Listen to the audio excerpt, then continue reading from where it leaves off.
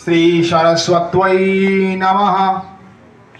श्री वेदपुरुषाय नमः। ओम श्री गुरुचरणकमलेभ्यो नमः।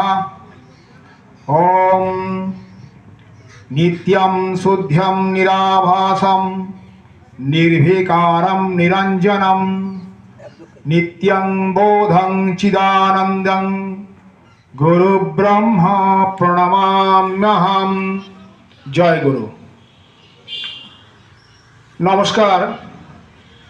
उपस्थित मंचे उपस्थित विशिष्ट पंडितवर्ग प्रत्येकेर चरणे आमार सश्रद्ध प्रणाम एवं आमार सामने उपस्थित समग्र ब्राह्मण देवतागणेर चरणे आमार सश्रद्ध प्रणाम।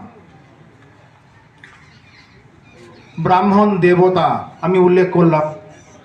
बहु जायगाते अनेक लोकई बोलेन जे आपनारा निजेदेरके निजेरा देवता बानिये फेलेछेन। केन बोलेन ब्राह्मण देवता? तो ব্যাপারটা হচ্ছে আমরা যারা ব্রাহ্মণ আমরা যে দেবতা সেটা আমরা উপলব্ধি করেছিলাম শাস্ত্র পড়াশোনা করে। এই বাক্যগুলো শাস্ত্র থেকে আগত যে ব্রাহ্মণ দেবতা তুল্য।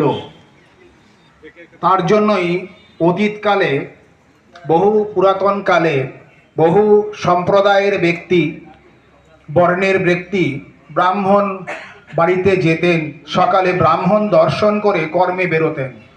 এটা আমার দাদুর মুখে শোনা, আমার বাবার কাছেও শোনা। এমনকি বিশেষ বিশেষ অনুষ্ঠানে ব্রাহ্মণের পাদোদক সেবন করতেন, সেটা শাস্ত্রে উল্লেখ আছে। এবারে প্রশ্নটা হচ্ছে যে এই ব্রাহ্মণ দেবতা কি করে হলো?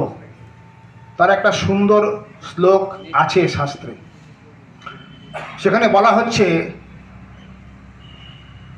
দৈবাধীনাং জগৎ সর্বম মন্ত্রধীনাশ্চ দেবতা তে মন্ত্রা ব্রাহ্মণাধীনাং অত ব্রাহ্মণ দেবতা।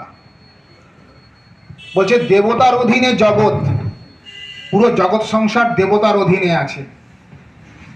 কিন্তু দেবতা কার অধীনে আছে? দেবতা আছে মন্ত্রের অধীনে। আর সেই মন্ত্র কার অধীনে রয়েছে? না ব্রাহ্মণের অধীনে রয়েছে। তার জন্যই ব্রাহ্মণ দেবতা। তাহলে এটা আমাদের নিজস্ব তৈরি করা কোনো মতবাদ নয় যে ব্রাহ্মণকে দেবতা বললে বিরাট পাপ হয়ে যাবে।